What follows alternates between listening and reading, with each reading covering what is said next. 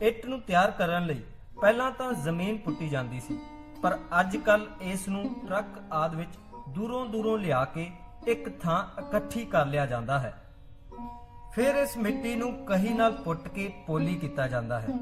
ਇਸ ਵਿੱਚ ਵੱਡੇ ਰੋੜਿਆਂ ਨੂੰ ਤੋੜ ਕੇ ਬਰੀਕ ਕੀਤਾ ਜਾਂਦਾ ਹੈ ਤਾਂ ਕਿ ਇਹ ਇੱਟ ਬਣਾਉਣ ਸਮੇਂ ਕੋਈ ਸਮੱਸਿਆ ਨਾ ਪੈਦਾ ਕਰਨ। ਇਹ ਪੋਲੀ ਕੀਤੀ ਮਿੱਟੀ ਨੂੰ ਕਹੀ ਦੀ ਮਦਦ ਨਾਲ ਇੱਕ ਪਾਸੇ ਕਰ ਲਿਆ ਜਾਂਦਾ ਹੈ।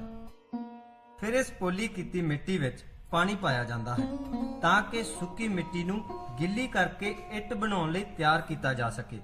ਪਾਣੀ ਨੂੰ ਬਾਲਟੀ ਜਾਂ ਪਾਈਪ ਦੀ ਮਦਦ ਨਾਲ ਸਾਰੀ ਮਿੱਟੀ ਉੱਪਰ ਇੱਕੋ ਜਿਹਾ ਪਾਇਆ ਜਾਂਦਾ ਹੈ ਤਾਂ ਕਿ ਮਿੱਟੀ ਕਿਤੋਂ ਜ਼ਿਆਦਾ ਗਿੱਲੀ ਕਿਤੋਂ ਜ਼ਿਆਦਾ ਸੁੱਕੀ ਨਾ ਰਹਿ ਜਾਵੇ। ਇਸ ਲਈ ਮਿੱਟੀ ਅਤੇ ਪਾਣੀ ਨੂੰ ਚੰਗੀ ਤਰ੍ਹਾਂ ਮਿਲਾਇਆ ਜਾਂਦਾ ਹੈ।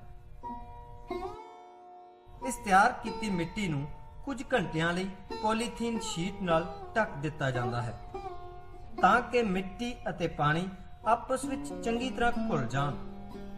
ਢੱਕਣ ਨਾਲ ਮਿੱਟੀ ਵਿਚਲੀ ਨਮੀ ਬਣੀ ਰਹਿੰਦੀ ਹੈ। ਫਿਰ ਇੱਟ ਪੱਥਣ ਲਈ ਜਗ੍ਹਾ ਤਿਆਰ ਕੀਤੀ ਜਾਂਦੀ ਹੈ, ਭਾਵ ਜਿਸ ਥਾਂ ਇੱਟ ਪੱਥਣੀ ਹੈ ਉਸ ਦੇ ਥੱਲੇ ਸੁੱਕਾ ਰੇਤਾ ਵਿਛਾਇਆ ਜਾਂਦਾ ਹੈ ਤਾਂ ਕਿ ਗਿੱਲੀ ਇੱਟ ਜ਼ਮੀਨ ਨਾਲ ਨਾ ਜੁੜ ਜਾਵੇ।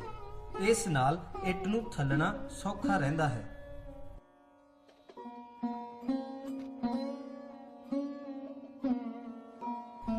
ਜੋ ਮਿੱਟੀ ਤਿਆਰ ਹੁੰਦੀ ਹੈ ਉਸ ਨੂੰ ਇੱਕ ਪੱਥਣ ਵਾਲੀ ਜਗ੍ਹਾ ਲਿਜਾਇਆ ਜਾਂਦਾ ਹੈ। ਇਸ ਲਈ ਉਸ ਨੂੰ ਹੱਥਰੇੜੀ ਵਿੱਚ ਭਰ ਕੇ ਪੱਥਣ ਵਾਲੀ ਥਾਂ ਸੁੱਟਿਆ ਜਾਂਦਾ ਹੈ ਤਾਂ ਕਿ ਵਾਰ-ਵਾਰ ਉੱਠ ਕੇ ਮਿੱਟੀ ਨਾ ਲਿਜਾਣੀ ਪਵੇ।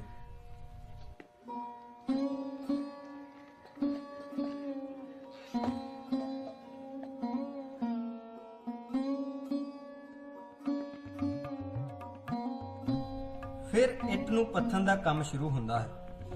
ਗਿੱਲੀ ਮਿੱਟੀ ਦੇ ਢੇਰ ਵਿੱਚੋਂ ਇੱਕ ਇੱਟ ਪੱਥਣ ਲਈ ਮਿੱਟੀ ਲਈ ਜਾਂਦੀ ਹੈ।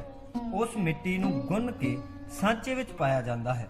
ਸਾਂਚੇ ਵਿੱਚ ਇਸ ਨੂੰ ਧਿਆਨ ਨਾਲ ਪਾਇਆ ਜਾਂਦਾ ਹੈ ਤਾਂ ਕਿ ਵਿਚਕਾਰ ਤੋਂ ਕਿਤੇ ਖਾਲੀ ਨਾ ਰਹਿ ਜਾਵੇ। ਸਾਂਚੇ ਦੇ ਉੱਪਰ ਤੋਂ ਵਾਧੂ ਮਿੱਟੀ ਨੂੰ ਹਟਾਇਆ ਜਾਂਦਾ ਹੈ ਅਤੇ ਸਾਂਚੇ ਨੂੰ ਸਹੀ ਥਾਂ ਉੱਪਰ ਰੱਖ ਕੇ ਉਲਟਾ ਕਰ ਦਿੱਤਾ ਜਾਂਦਾ ਹੈ। ਇਸ ਤੋਂ ਬਾਅਦ ਸਾਂਚੇ ਨੂੰ ਉੱਪਰ ਖਿੱਚ ਲਿਆ ਜਾਂਦਾ ਹੈ। ਇਸ ਤਰ੍ਹਾਂ ਇੱਕ ਇੱਟ ਤਿਆਰ ਹੋ ਜਾਂਦੀ ਹੈ।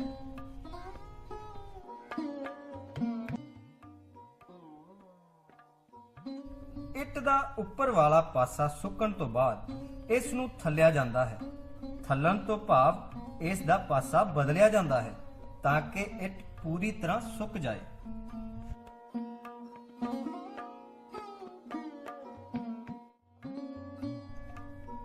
ਇੱਟ ਨੂੰ ਸੁੱਕਣ ਤੋਂ ਬਾਅਦ ਇਸ ਨੂੰ ਇਕੱਠਿਆਂ ਚਿਣ ਦਿੱਤਾ ਜਾਂਦਾ ਹੈ। ਥੱਲੇ ਪਈਆਂ ਇੱਟਾਂ ਨੂੰ ਕੱਚੀ ਦੀਵਾਰ ਦੇ ਰੂਪ ਵਿੱਚ ਚਿਣ ਦਿੱਤਾ ਜਾਂਦਾ ਹੈ ਜਿਸ ਨੂੰ ਘੋੜੀ ਲਗਾਉਣਾ ਕਿਹਾ ਜਾਂਦਾ ਹੈ।